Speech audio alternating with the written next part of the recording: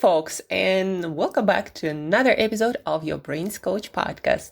My name is Shurina. I'm your host. I'm your Brains Coach, and just someone with a lot of passion, obsession, and curiosity for learning and sharing all the brain and body tools that you can use to feel, look, and do your absolute best. You know, the theme of this podcast has changed quite a lot, from being strictly about food to then digital nomad and lifestyle. I am a digital nomad, been for 12 years. That might be a good idea. But then I realized that no matter what I do, it's all about this brain-body optimization and expressing our full potential, but not just in some metaphysical way, but actually learning how to use this brain-body machine so it delivers what it can deliver. It delivers on its potential. And to be honest, our science and of course me, we are nowhere near figuring it out how to use to the full potential, how to use the full potential what we have, especially for the brain. Like, we know it has a lot of different features and capacities, and we kind of understand certain things, how it does, what it does. But to be able to say that, yes, we know how this biological machine works. No, we're nowhere near that. And that's why there is still a lot of issues. There are a lot of issues around health, around mental health, happiness, performance. We don't exactly understand yet how to make it all tick and how to change different states that are less desirable, like, let's say, loneliness or sadness. We kind of understand what they have, why they happen, but also we don't, because sometimes very successful people, for example, who are surrounded by a lot of people and have families, etc., they commit suicide. So we don't really exactly understand what make our brain tick. But we're getting there, and there is more research than ever, just because we have better tools to measure things in our brain and in our body, and we have better scientists to analyze data. We have artificial intelligence to help those scientists to analyze data, right? Artificial intelligence. I'm still blown away by what it can do, and very I don't know much about it, even though my degree was computer science, but that was like 15 years ago. So the point is, a lot of things change, and we're getting better at understanding how the human body brain machine work, but we still are not there. But that is my passion, to help you learn all the recent developments in the area of health, of nutrition, of performance, of brain performance, to help you to learn those tools, to use what you have better, and to be able to do more cool shit. It's like, getting the latest model of phone. It's no good if you don't know how to use all the features. You as well could be getting some oldest one. But in order to truly get the advantage of owning a piece of advanced technology, you need to learn how to use it. And the brain, as far as our scientists are concerned, it's the most sophisticated technology in the entire universe. And unfortunately, we don't know how to use it yet. Nobody gave us user manual, and unfortunately, also not a lot of us are even thinking about, how can I use my brain the way it was designed to be used to get the benefits that it can give to me. Very few people ask that question, if ever. And self-development, by the way, it's all about how to use your brain better, more than anything, because every single decision, it goes through your brain. Your brain gathers all the information from all the system in the body and in the environment. It's like a command center. And if you don't know how to use it, a lot of things that you want to do in life going to be screwed up. And I have my things in life, not so much with health and fitness and eating anymore. That I kind of went through quite some time ago and worked on it for a long time. But for example, sometimes, my mental emotional state when I'm going through failures in my business isn't where I want it to be. Or sometimes my confidence a little bit or a lot not where it's supposed to be to show up for the moment. But I'm learning and practicing better and better how to adjust that, so I actually show up for the moment as my best as I as the best can be at that moment, to create more and better opportunities for myself and not ultimately to serve the world better, because we can serve the world better when we figure out how to be better and live as better versions of ourselves. And that's a never-ending journey. That's the beauty of it. So I'll have no lack of ideas for the next 20, 30 years. Are you guys up for it?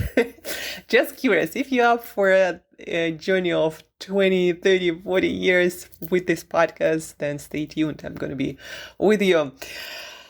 And now back to the topic of the episode that you wanted to learn about when you clicked on this podcast, when you downloaded this podcast. And it is about sleep. And ultimately, I want you to really take away this idea that how you sleep is what you do before you sleep. When you're in bed, it's already late to do anything about your sleep quality. Sadly, it is true. What you do before, what you do consistently, that's what's going to define the quality of your sleep. And as we know, the quality of your sleep, it's the foundation of everything you're going to do during the day. And it's kind of this vicious cycle. And you got to interrupt that if that's a vicious cycle, not a virtuous cycle that makes things better and better and better. But once you start optimizing for your sleep during your day and your sleep get better and you feel even better and more motivated to do even better during your day and sleep even better, and it's just, getting better and better and better. So aren't you excited about that, folks? So sleep, the quality of your sleep is what you do before your sleep. Today you're going to learn the framework of what you need to pay attention to in order to get that best quality of sleep. Nutrition, right? It's a huge one. In order for you to stay asleep, you need to maintain proper blood sugar levels, proper blood pressure, nutrient content of your food has to be on point, so your body has the capacity to create neurotransmitters that are needed to make your sleep function. Like, for example, serotonin needs certain nutrients from proteins to certain vitamins and minerals to be made. And serotonin is made into melatonin that makes you fall asleep. But there is a whole range of, again, different reactions happening in our brain that we are yet to understand. But we do know that substances, certain supplements, do affect the quality of our sleep. Like, for example, magnesium. If you're deficient in magnesium, or other electrolytes, but magnesium seems to be especially important, the quality of your sleep most probably will suffer. So you do need to pay attention to different vitamins and minerals that you supply with foods predominantly, and some supplements that you supply to your body and your brain.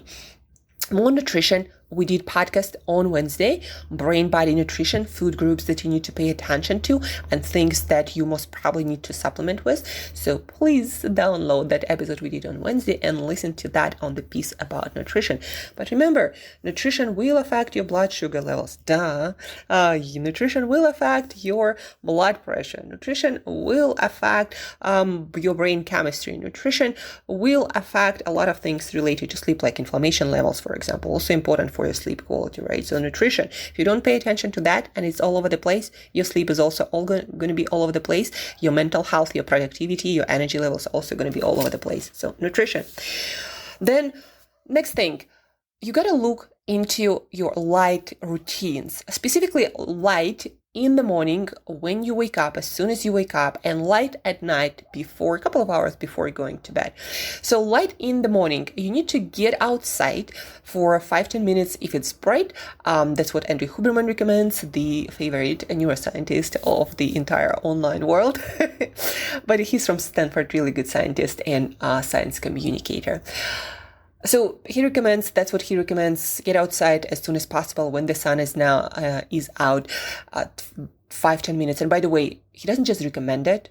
All of the online people and all kinds of celebrities, they do the same. Like, he interviewed Rick Rubin on creativity, like very famous producer. I believe he was only music producer, but anyhow, he also recommends getting outside as soon as possible for your creative juices to start flowing and flow for all other aspects of your improved mental capacity. So anyhow, get outside, as soon as possible for 5-10 minutes. The reason for 5-10 minutes, if it's bright, 20 and more minutes. If it's dark, for example, when it's dark and gloomy, like today in Sao Paulo, Brazil, what I do, I try to go for a walk. I try to make some calls if I need to do a longer walk, perhaps get some groceries, perhaps call my mom. Today I did yoga on the rooftop. Sometimes it rains, so I can't do that, right? It's life, things happen. But I do get outside as soon as possible, as soon as the sun is out.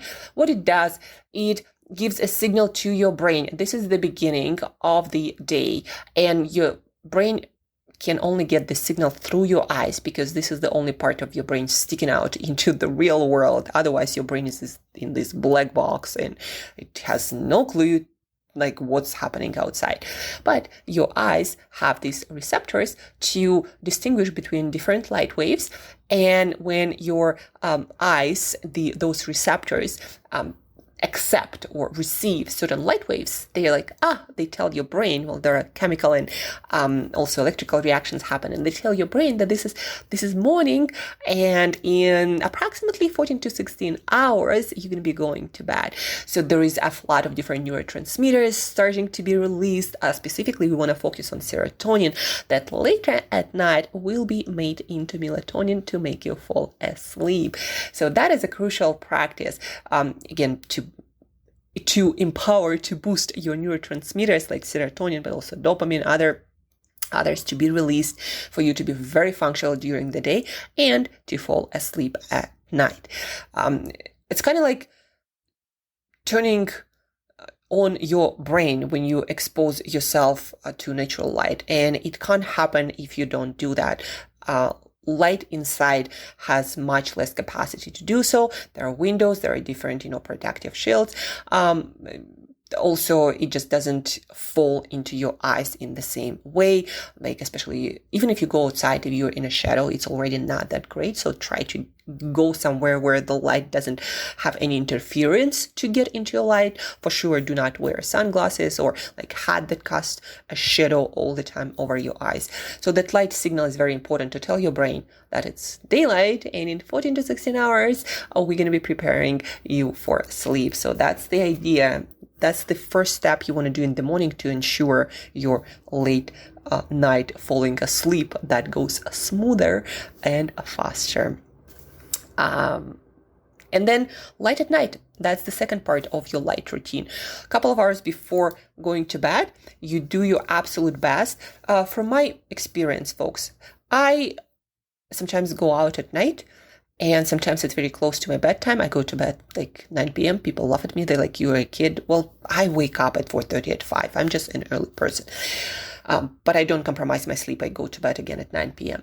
And so sometimes I have events or some dinners or meetings. I try to keep them to very minimum, once a week or less, meaning maybe once in 2 weeks. Otherwise, I try to keep things earlier.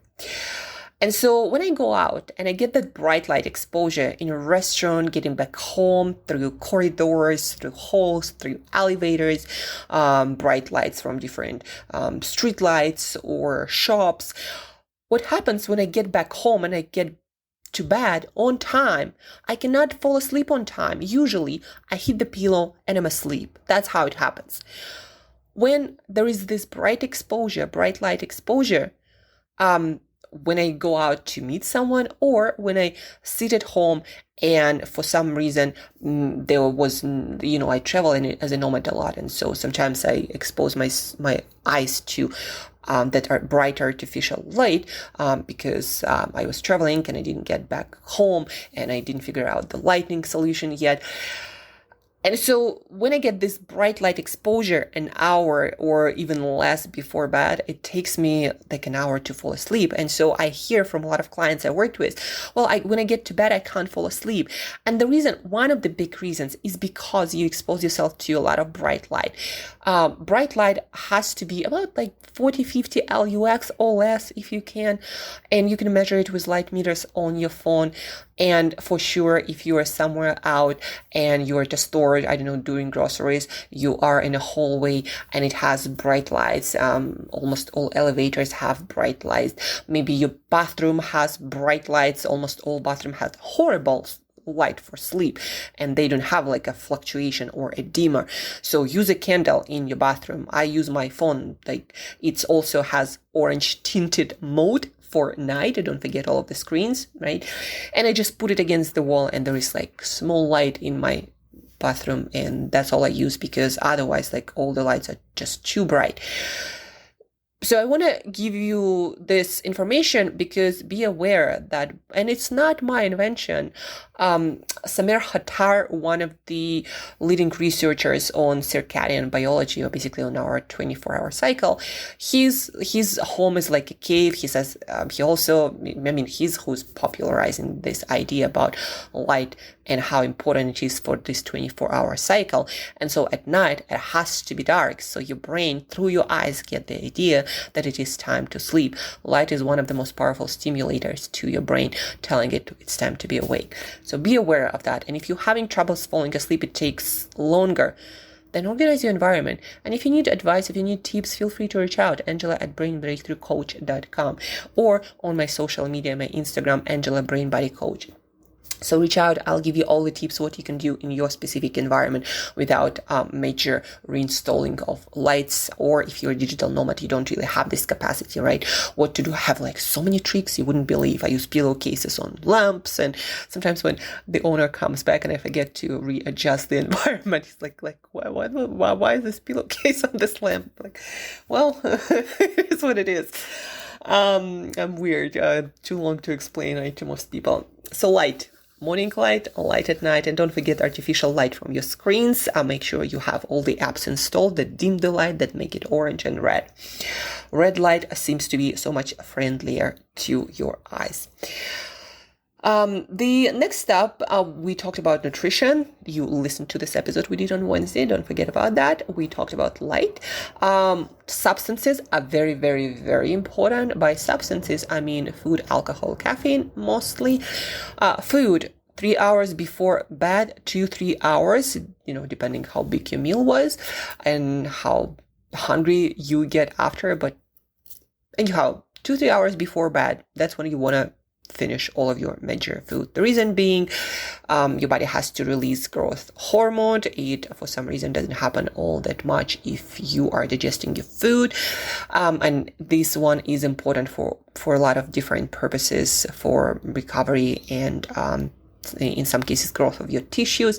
Also, your deep sleep is not going to be that great, delayed, and the clearance of different debris in your brain, different garbage in your brain by lymphatic system, also not going to be that efficient, and that because your digestive system is going to be active extracting nutrients. Nutrients are very important, and your blood flow is not going to be concentrated on working on your brain and washing that and making sure that it functions optimally during the day, right? So your blood flow is kind of limited. It cannot go to all of the places optimally. So it either goes to your stomach or to your brain. That's why also after meals, we do not feel all that sharp. I'm talking about bigger meals, because a lot of that blood flow is diverted to your stomach, literally. Your brain has no electricity, so to speak, to function. So food, right? 2-3 hours before bed. Caffeine, 12 hours before bed. That's the best for most people. I go to bed at 9. I kind of not optimal. I usually drink my last cup of coffee, but it's not big. It's usually 2 small cup of coffee. It's kind of 2 espressos, 100 milligrams of caffeine. That is my optimal amount when it comes to coffee. I drink it 10 a.m. It's the latest. And then if I want to drink coffee, I'm going to switch to decaf. It's going to have some percentage of caffeine, but it's going to be very, very minor. So count back at least 10 hours. That's what Matthew Walker, the sleep diplomat, one of the favorite sleep researchers on the internet, but he's also, I think he's either from Oxford or from Cambridge, but also a very good scientist and great science communicator. He's very passionate about sleep, and researching and giving people tools for better sleep, because better sleep is better life. So anyhow, he recommends 10, 12 hours before bed, finish your caffeine. And don't forget, guys, that caffeine comes in the form of dark chocolate. It comes in different supplements. Sometimes it comes in energy drinks. Sometimes it comes in, if you drink still soft drinks, it can be there. Green tea has caffeine, different, less, but still has a lot. So don't forget that caffeine sources, and there are different teas like black tea, obviously, but there are also other drinks that would contain caffeine. And the last is alcohol. The less to none is the best for your sleeping brain. Closer to bedtime is really not a great idea. You're going to have horrible sleep experience from the researchers of sleep, and also from all the users of different wearables like Oura Ring or Whoop bracelet. All people report that their sleep, their deep sleep, the quality of sleep in general is just lighter, and they seem to be micro waking up. So a lot of not great things happen to the architecture of your sleep when you drink alcohol. And if you were to drink alcohol, the best time is probably around your lunch. Small amount, like aperitif, how do you pronounce it? Not an alcohol user, so I don't know a lot about alcohol, even though I worked as a bartender in my life without drinking a drop of alcohol. The manager of the bar was actually happy because I didn't waste any alcohol. But anyhow, that's just a backstory. Alcohol, not great for your sleep. So that's when it comes to substances. Food 2 to 3 hours before bed. Caffeine 10 to 12 hours before bed. And alcohol, never, or perhaps with lunch, things like red wine or maybe some herbal extractions, natural ones. My dad actually was quite big on making all kinds of herbal extractions, but this podcast today is not about that. Let's talk about movement. There has been research and much better data about how, for example, exercise an hour a day will improve sleep, especially for females. But in general, movement improves overall your health, and overall improved health and circulation to all of your organs, brain including, is a great idea for your sleep. They improve the quality of your life and your sleep, even though, again, the direct correlation, how exactly exercise improves sleep, we don't have that data. But again, exercise improves your overall health, and whatever improves your overall health will improve your sleep as well. The less health problems you have, the better your sleep going to be. And the last piece here actually a couple of pieces. First, environment, dark, cool, quiet, dark, blackout curtains, or at the very least, if you're a traveling nomad like myself, and sometimes you get into an apartment and it's not very dark and it doesn't have blackout curtains or blinds, what you do is you get really good mask, not one of those airport ones, but really good ones that closes off all the holes and possible entrances for light. And when you put it on, you really don't see anything, and it's comfortable. So that's about darkness. It has to be dark. Your eyes are light sensitive even through your eyelids, and your eyelids are not, very thick. If you are in a light environment and you close your eyes, you still see this light, and your brain is also quite aware of that. So dark, cool, temperature 18 to 20 degrees Celsius. I believe it's about 68 degrees Fahrenheit for our US friends. You gotta figure out a solution, either a AC that is installed, maybe some cooler that you purchase. There are also cheaper models. And there are, of course, smart mattresses and smart covers. A lot of smart covers, you can travel with them and adjust your temperature without the air conditioner. I'm still get my hands on one of those, but if you don't have air conditioner solution, those smart covers, they are the best solutions.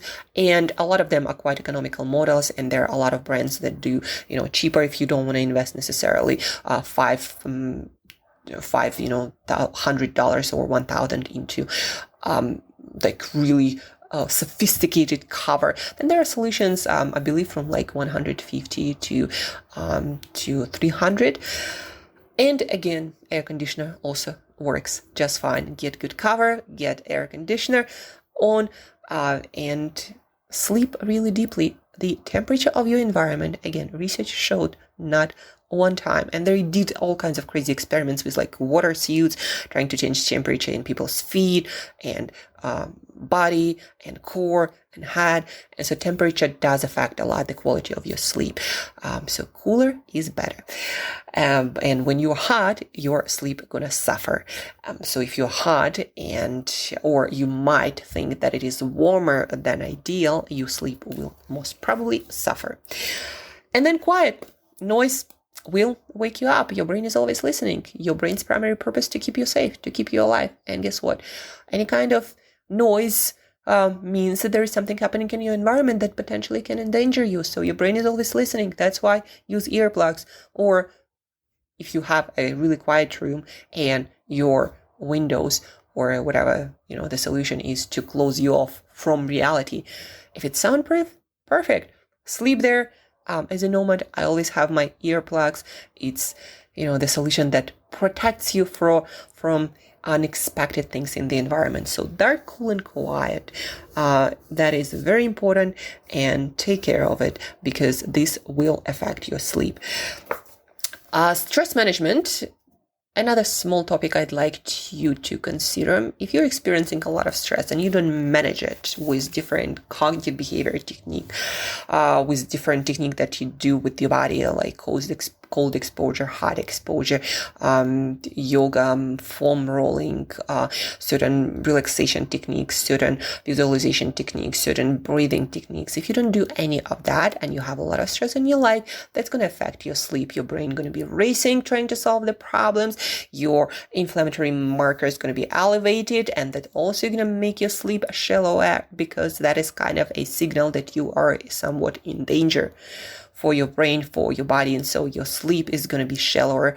Anxiety, all kinds of, again, unresolved issues will make your brain less likely to fall into deeper stages of sleep. You kind of want to disconnect. And if you're not able to do that, then you're not going to be sleeping all that well. A really good technique that, not counting sheep, but something that in studies have been shown to powerfully improve the quality of your sleep and decrease the amount of time it takes for you to fall asleep. It's cyclic sighing. I explained this technique many times in this podcast. You breathe in, let's say for the count of 4.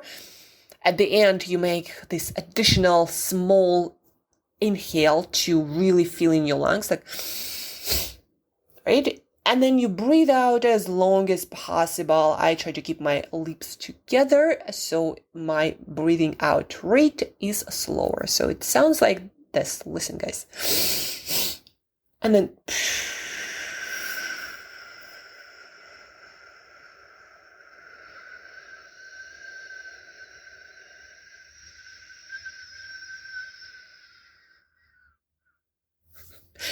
and set a timer and do this for 5 minutes before sleep, consciously focusing on your breath.